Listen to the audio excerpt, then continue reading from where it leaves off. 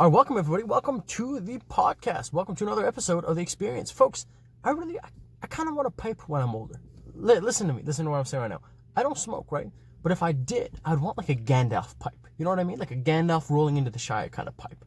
Like just that big and like this big beard and all leather, you know, and all leather. What the heck? I mean, just all nice clothing, right? Finesse and just a big pipe.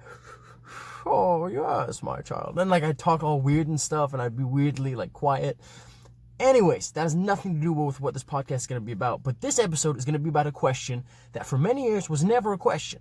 For many years it was, you know, no one asked, hey man, what color is the sky, right? Blue. Hey man, is the, you know, is wrestling important in MMA? Like these are things that were never questioned, right? You know, like just things that were just always taken and everybody agreed until now. And that question is, how many genders are there? Let me ask you this. Forget judgment. Forget what anybody else thinks when you say this. This is between me and you. Hey, this isn't Danial Teaches. This is Danial Misogyny. I'm your friend. I just want to listen. It's just me and you. No one else will know. But tell me, how many genders are there? Now, in one sense, you might be thinking, Danial, you lost your mind. There was, is, and will always be two genders. A group of people listening or watching, that's what you're going to say, okay? Another group are going to say, Daniel, there's an infinite amount. I can't even begin to describe how many genders there are. Like, I can't even put a number on it.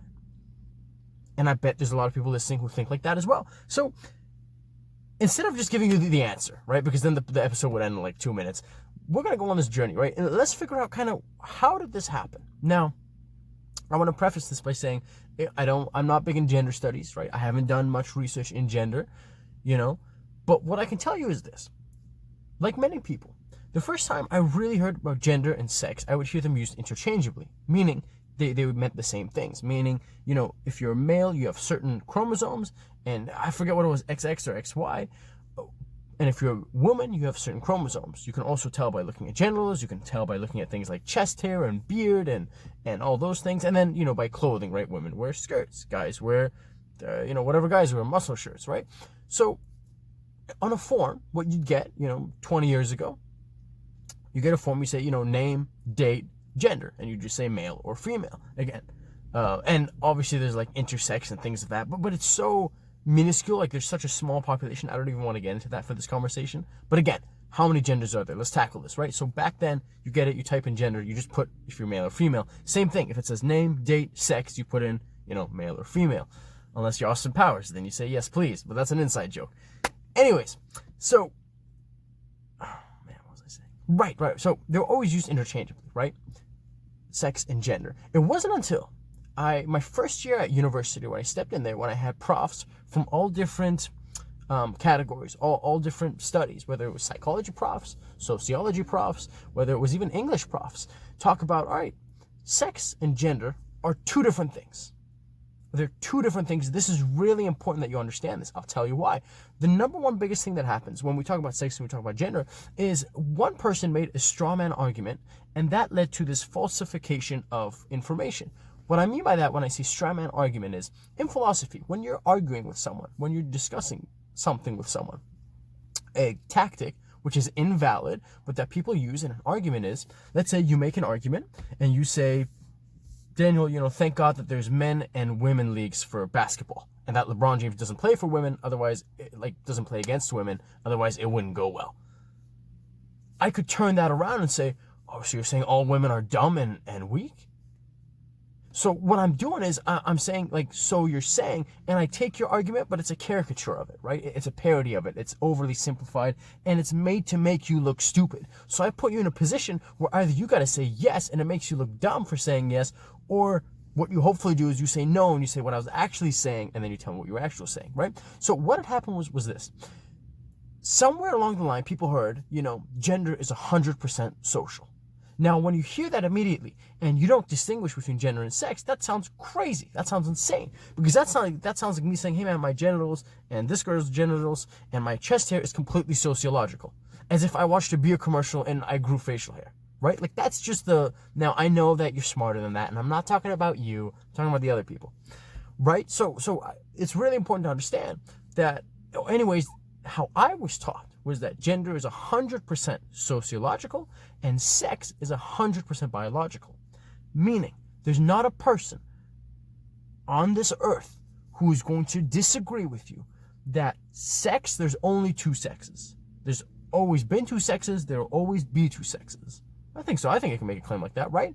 And by sex, I want to clarify, we're talking about biology. We're talking about, the chemical makeup, right? We're talking about how there's differences, for example, in testosterone in a male and in a female, right? These are things that everybody agrees. There's only two. Everyone's on the same boat here. I mean, even the most, pink, short hair, flannel wearing, piercings all over, like she'll agree with it as well. And so will the conservative white dude. Right? But then on the other side of the equation, gender, when we talked about gender, if I recall correctly, right, gender kind of refers to this, I don't want to say mindset, but it kind of refers to how you express yourself. And you're saying, Daniel, what the hell does that mean? Now, I'm probably going to do a not so amazing job, but from my understanding is this.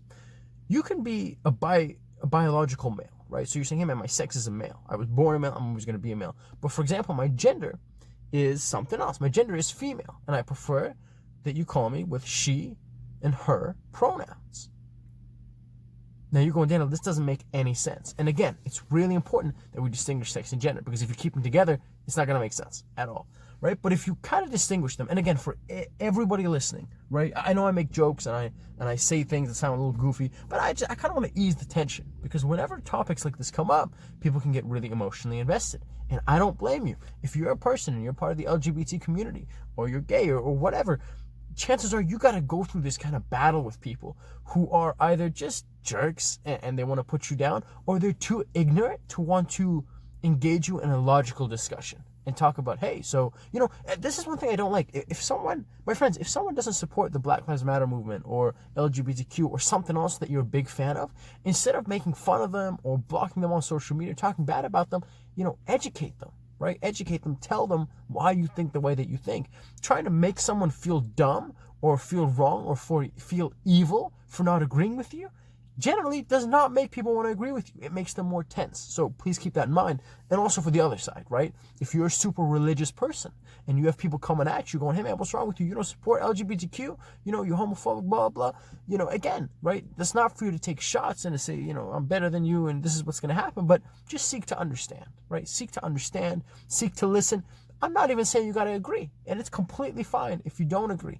But I would think it's tragic if you disagree without empathic listening, without really listening to where they're coming from, what their perspective is, in a warm, non-judgmental manner. Not in a, I'm going to agree with everything you say, but in a, all right, I'm genuinely going to hear your views on this, what you think, without judgment, without, like, a lot of people have a conclusion and they're like, all right, I'm going to say this as soon as they're done talking. It's like, well, dude, like, that completely just defeats the purpose of a conversation, right? You go there to become enlightened, to learn new knowledge, and to become greater than you were, right? In terms of knowledge acquired.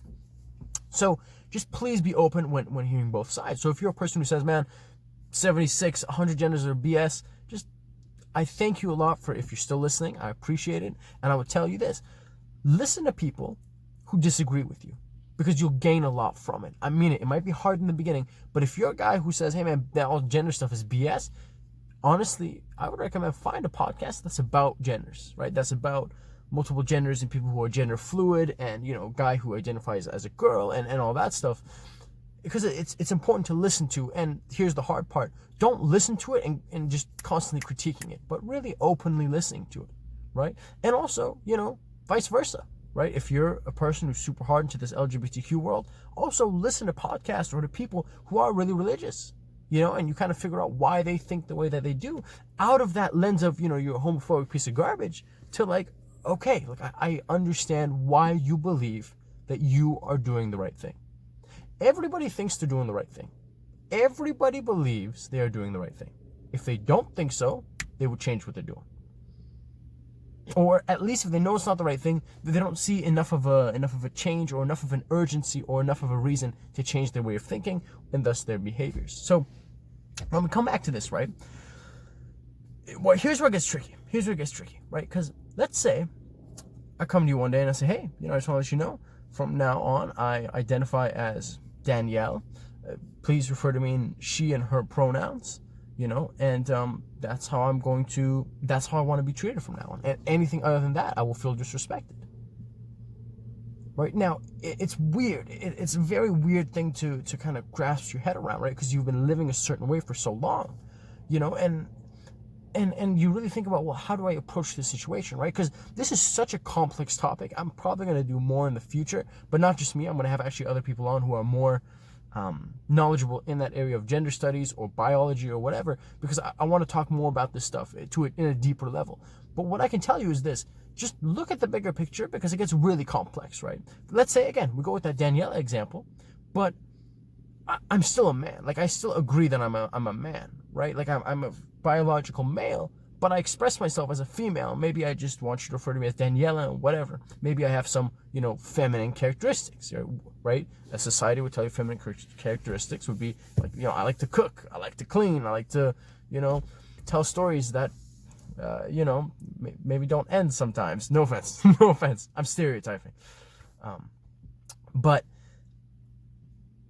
what's really important to understand is this. When you get to the area of, for example, trans people, like transgender, right? If I say, hey man, I feel like a girl, right? But then I change myself in order to look like a girl, like physically, right? Like breast implants and, hormones and all that therapy and all that stuff. Like, the reason why this is so complicated is that there's so much going on, right? Because in one sense, you have people who are biologically one thing and say, hey man, but my gender is this. And then you have other people. So what they would call someone like me in that world is they would say, I believe, cisgender. You would say you're a person whose biology matches your gender. You have the biology of a male. Your gender is, you express yourself as a male. Lucky you. Now, what people try to do, and one of the reasons that people do become transgender, is because they say, hey, I'm a woman, I've always felt like a woman, and I want to go through this transition in order to at least make it appear that biologically, there's a match with my gender. So if my gender is a woman, a lot of people get transgender therapy, a man becoming a woman, a woman becoming a man, is they kind of want that synchronicity, right, with themselves and in the eyes of society. To say, hey, I am a full-fledged woman or I am a full-fledged man. Now, a critique of that would be, I've also heard people saying, well, if you think you're a woman, and if you think you've always been a woman since, the age of 5, let's say, why get the surgery? Why do you need to do that? Why do you need to go through all that? And it raises some interesting questions, right? Because it's like, what if I say, oh man, what? Because, see, here's the thing, right? Like, the thing that sucks is sometimes you'll see really right-wing people, and I shouldn't say that. People who are on the extreme side of either fence. And one thing that I do, like I said, right, I think it's important to listen to people who think differently than you do. So there's a person that I listen to, Ben Shapiro. I disagree with the majority of the things that he says, but I think it's important to listen to him. Why? Because he thinks differently than I do. And I think it's important not to let that influence me and change my views, but to be aware of his kind of mentality and his way of thinking, right? And he'll just be, and sometimes, unfortunately, what happens is, you find yourself in a situation listening to these people, and he'll be talking to, like, let's say this 18-year-old or 17-year-old, and he'll be saying something like, well, why can't you identify as a platypus? She'll be like, what? Like, why can't you identify as a platypus?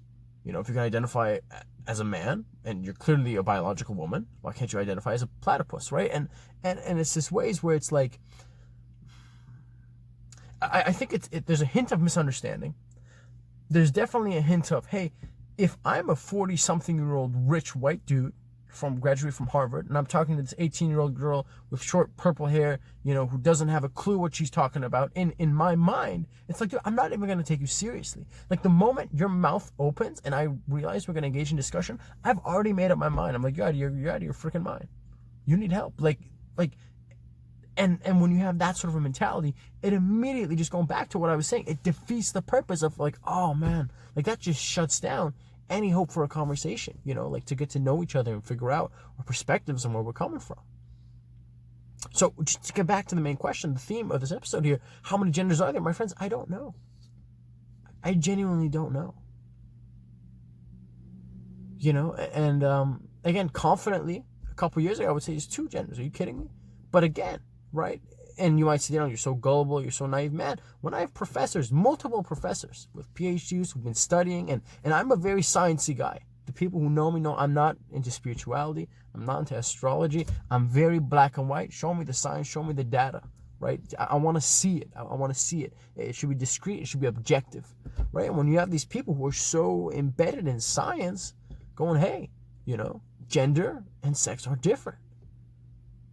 And we should view them differently and we should treat them differently. It really makes you go, damn, huh, okay. Now, this isn't me saying blindly, follow anything that people say, right? And not just because, they're authority and they have power in that environment, but it's like, if I was to take my own advice and be open-minded, for a guy who says, no, you know what, there's man and there's woman and there's tomboys, so girls who are, you're a woman, you're 100% woman, but you don't like to cook and you like MMA and you like, blood and guts and monster truck fighting or whatever, right? Like, sure, yeah, sure, you're a dude who likes a little more feminine sensitive stuff, right? But, when this kind of door opens up with, oh man, there's a plethora of genders, it can be really hard to wrap your head around it. And that's not me saying, hey, this is the way that it is.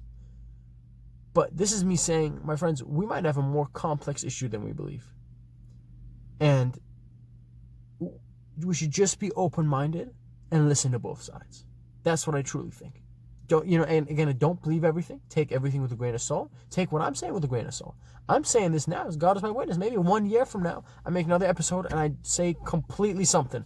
Maybe I've chosen a side. I say, hey guys, I've done some more research. We've talked to some more people. This is what I believe now. But at this point in time, this is where I stand. I think that it's important that you differentiate the two. And but it's tough. It's really tough, right? Because then you get into something like gender fluid, which says you can change throughout your life. So I feel like a man now, and then 6 months from now I'll feel like a woman, and then 3 years after that I might feel like a little bit like a man again. And when you have things like that, it sounds so, for lack of a better word, like ridiculous. Oh man, I don't want to say that and sound like a jerk, but it sounds not ridiculous in a sense of like that's stupid, but ridiculous in a sense of like that is so foreign to what we're used to that it's gonna take a while for people to accept it, right? So I think if we can just all be patient with one another and emphasize dialogue, I think that's really important. Number one, patience, right? Segregation ended in the 1900s. People are still super racist towards black people. I would say the same thing about, Middle Easterns, right? The 9/11 happened in 2001, right? People still are, tensed up. Right? I would say the same thing about people who are homosexual. And like we take a long time to get accustomed to something and label it as, okay, I'm all right with this. Or things like even like interracial dating, right? So you get my point. So I think we just gotta have patience. And secondly, I think it's really, really important that we promote discussion, right? Because I think the moment when you have someone, come and say something and say, whatever. For example, Dr. Jordan Peterson had said something about a bill in Canada. What was it about? I mean, it was something about these pronouns, right? And whatever. And I just think that we should give everybody a seat at the table, right? Everybody can talk. Everybody says their piece, right? What they think, where they're coming from, and in a civilized manner, we discuss. But maybe that's too hopeful. Maybe that's too optimistic. I was talking to my friend Anson, and he was like, Daniel, he's like, you can't just say whatever you want to say and then protect yourself under the umbrella of free speech, right? What if I have a friend of mine and he says, yeah, man, we should kill all Jews? What? Jesus Christ, like what? Like the same guy who would say, oh man, everyone should have a seat at the table. Like, do you want that guy to have a seat at the table? So it's, again, it's I think, to say, hey man, this is how many genders there are. Hey, this is the right way of thinking. I think it's almost overly simplistic. I really do. I think, so that's why whenever I see headlines like the one way to cure depression. Like, dude, like there's so many factors involved and there's so many complexities. And I feel like it's just such an easy way to just avoid critical thinking and say, hey, this is the answer. You know, but I feel like we lose so much thought in that. And there's so many things that are being overlooked when we do that or when we act in said way. So that's, you know, that's another thing I'm thinking about. Like, does everybody deserve a seat at the table? You know, what I know for a fact is I'm not a fan of, see, I was just about to say, and here's another thing. Don't be, secretive about being wrong. Like, if you ever change your mind or if you ever feel like you're wrong, like, please just say it out in the open. Like, there's so many times where literally I'm talking and mid-sentence I'm like, wait a minute, like, that doesn't make any sense. It's not saying, oh, you know, Daniel always changes his stance, but it's this beauty of, you find this moderation of, hey man, I'm not going to die on this hill, right? It's not about saving my fragile ego. It's about figuring out what's right. It's about figuring out what's true, and that's what it should always be, right? So I was just, I just had this thought which said, right, wanting to give everybody a seat at the table, but it's like, so Donald Trump, right? He was, you know, or just in general, when people get banned from Twitter, banned from Facebook, right, they get censored, you know, the harsh thing that a lot of people say is, hey man, you shouldn't censor him. Freedom of speech. He should have the right to say what he wants to say. With that being said, it's like, well, what if you're inciting violence? Should you still, like, how do we know who deserves the right to have this microphone?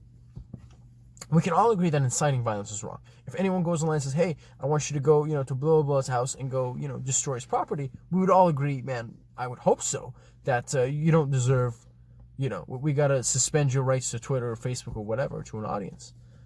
But there has to be, again, I think we are so in the infancy of just technology and people having a platform to really express themselves and express their views, that all of a sudden, you know, it gets really, really, really gray. When you have, let's say, some non-binary person write something on Twitter, you have a hardcore conservative reply to them, and then let's say their account gets banned for 24 hours, and they go on YouTube, and guess what? They say, hey guys, my account was banned, censorship, blah, blah, blah.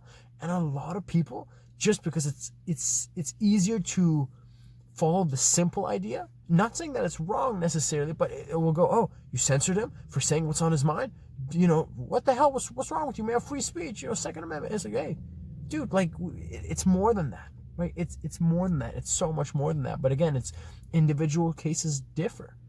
And it's such a gray area where you just gotta look at it and go, man, at what point do we go, you're right, man, free speech. You can say something that might upset another person's feelings. You know, they can be offended by it 100%, and they can offend you. But at what point do we go, that's not okay to say? As opposed to just, listen, you're going to say things that person's not going to like, and that person's going to say things that this person's not going to like. Welcome to kindergarten. Not everyone's going to like each other, right? But where's that line? And I got no freaking clue where that line is. I got no clue. I got absolutely no idea. You know, my hope is that just talking and listening to people and being exposed to more people, and that experience in and of itself will aid us and guide us in our decision making and what we want to say and kind of how we carry ourselves. And that is my hope. Again, I don't know, but that is my hope at this point in time. And that's how I feel right now. Man, folks, and with that, I'm going to call it for this one. Thank you so much for listening, folks. I really, really appreciate it. All you beautiful people listening to me on Apple iTunes, thank you so much. Spotify, all the other podcasting platforms, and YouTube, every subscribe, every like, it means a lot to me, my friends. Thank you. And I hope this was interesting. I hope you got some value out of it. And if you agree, let me know. You know, send me a DM or something. And if you disagree, even better, send me a DM, man. Let me know what are you seeing that I'm not seeing, and let's talk about it. Thank you, everybody. Take care of yourselves and stay safe.